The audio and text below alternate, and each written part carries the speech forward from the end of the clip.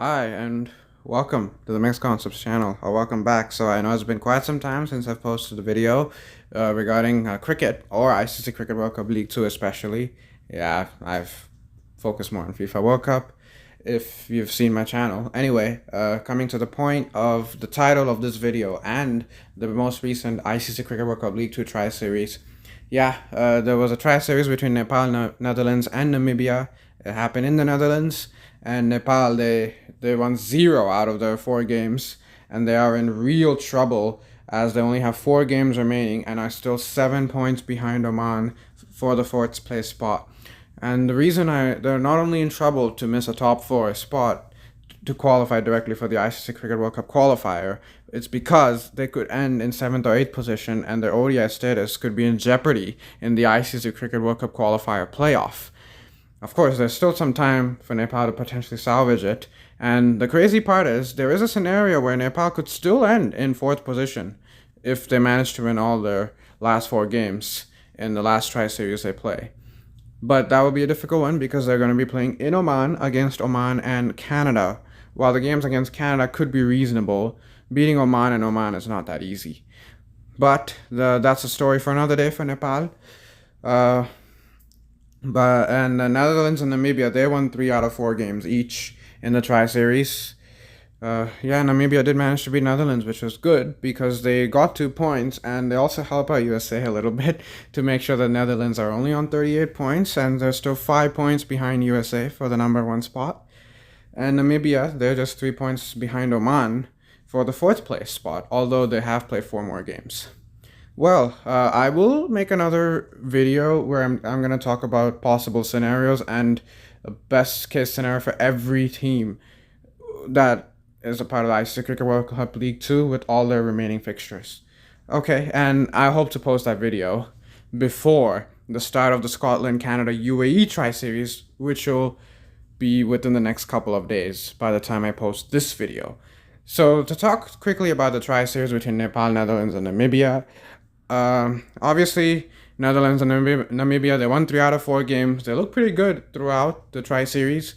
But both the teams, they beat Nepal in both their fixtures against Nepal. And then they split the series between themselves 1-1 each in the 2 games. Yeah, I mean, not much to really comment on Netherlands or Namibia because they play pretty well on tricky conditions.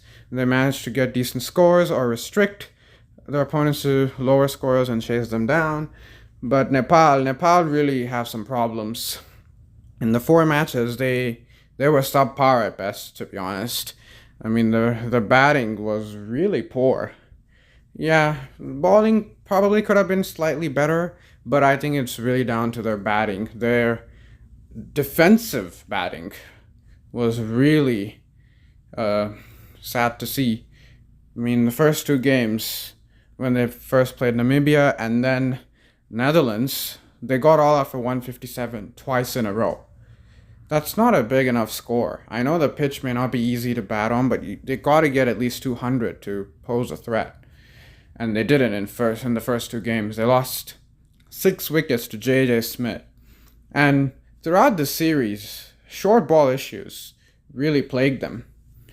I mean, and that's what it comes down to. The simple part is they played so many dot balls, which is utterly ridiculous, and then they lose their wickets to short deliveries because they just want to attack those deliveries. And that's the problem that they imposed on themselves by playing too many dot balls. And they actually teach the lesson that to rotate strike is so important in ODI cricket. And it's actually an art to consistently score singles and doubles because it's not that easy. Or maybe it isn't that difficult, but Nepal batsmen made it look really difficult. Of course, that's a story for another video if you want me to make one. Of course, I don't play cricket professionally. I am nowhere near a professional setting for cricket, so probably it's best if I don't make one. Anyway, sorry for digressing.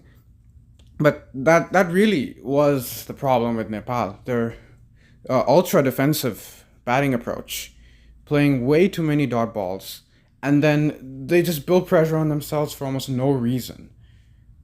because that's what dot balls do. You don't score runs for 5 to 10 deliveries straight, and then you feel the need to score a boundary. And that's where you can tend to lose the wicket.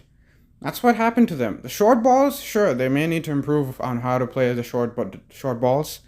That's definitely a point of concern for them. But to me, I would say the bigger concern is play the singles.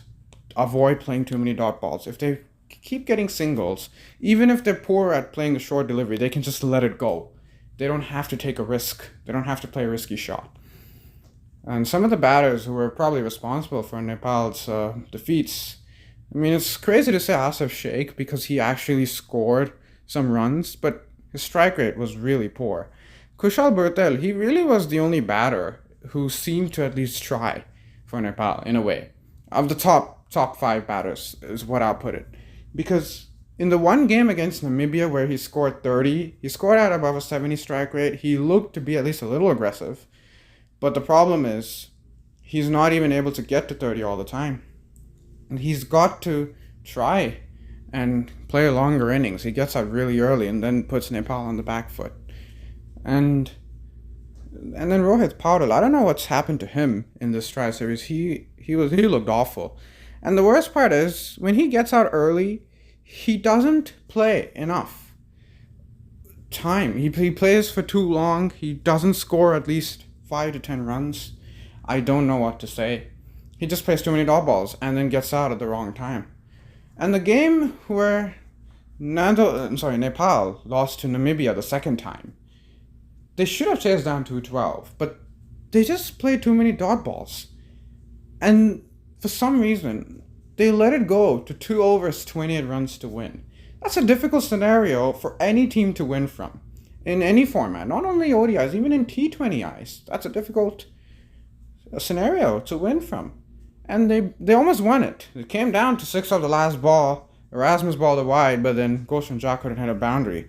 But that defeat is not on Gulshan Jah, because he's the only batter who had a above 100 strike rate, or any batter who looked good on that specific day. And in the final game against Netherlands too, they played too many dot balls, the top order. Karan KC, he looked the best batter to me, because he at least was trying to hit some runs. And that's not a good thing if you're Nepal, that Karan KC or Gulshan Jah, they are your best batter. I know Gulshan Jah is an all-rounder and Karan KC can bat, but the best batter for Nepal has to be like Rohit Paudel or Kushal Bhurtel, because they are the main batters of the team. And it's quite disappointing to see for Nepal. I was hoping that they would beat the Netherlands at least once to help out USA personally.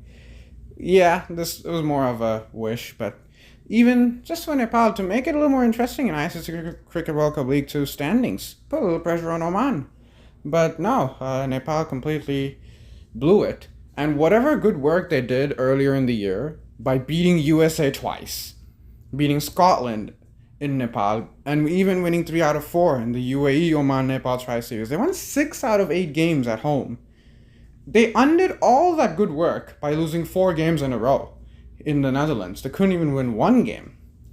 And now they're in this really tough spot where they're currently 6th on the table, but realistically they're 7th.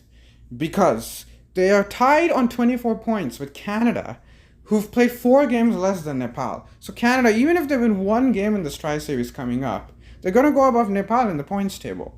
And this is why I was saying that Nepal are in real danger, because at the moment it looks destined that they're going to end in 7th or 8th position unless they win all 4 games in their last tri-series.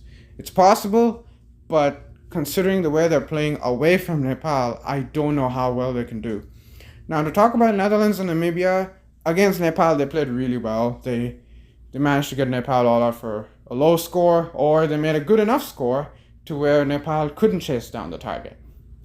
And then the 2 meetings when Netherlands and Namibia were involved, the meeting where Netherlands won, they got 250.